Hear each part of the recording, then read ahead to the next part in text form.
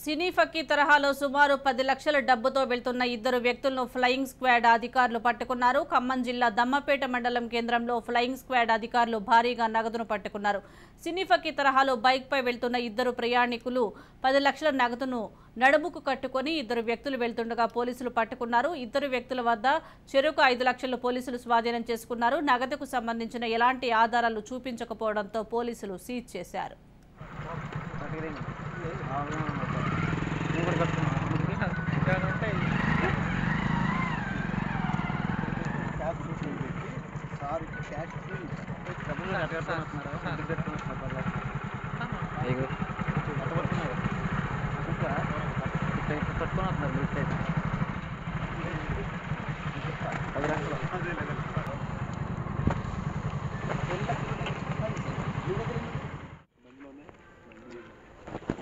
Party డబ్బులా లేదు sir. మరి అట్లా ఎందుకు వెళ్తున్నారు?